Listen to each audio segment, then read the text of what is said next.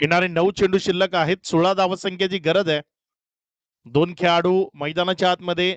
आता जर आपण पाहिले तर दोन्ही मिडल ऑर्डर मधले फलंदाज आहेत जे मैदानामध्ये नुकताच जॉईन झालेत.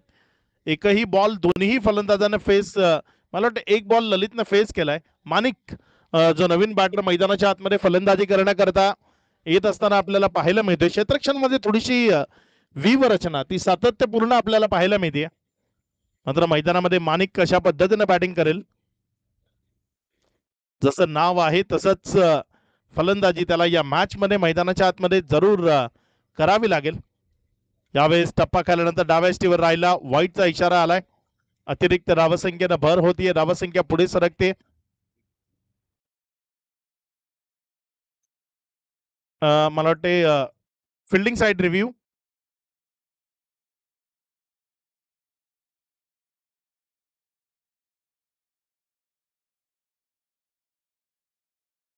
व्हाईट चा इशारा आहे. अतिरिक्त व्हाईटचा इशारा जो होता तोच कंटिन्यू आहे. पंचांकडनं जो इशारा दिला गेला होता.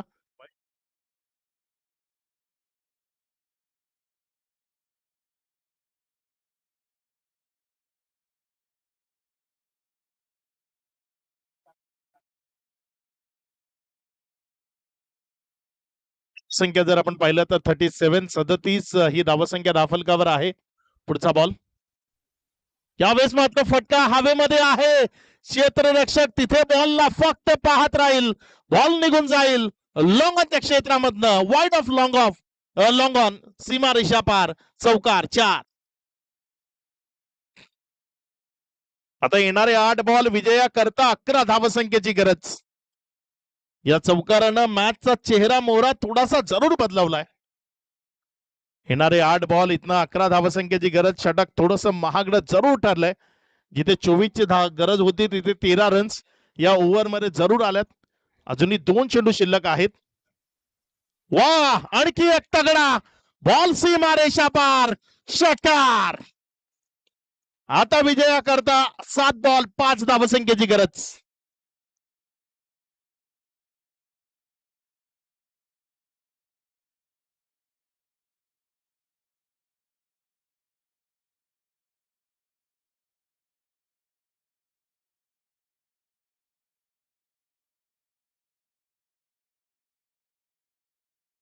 चा बॉल, आणखी फेकून दिलं बॉलला, सीमा रेषा पार.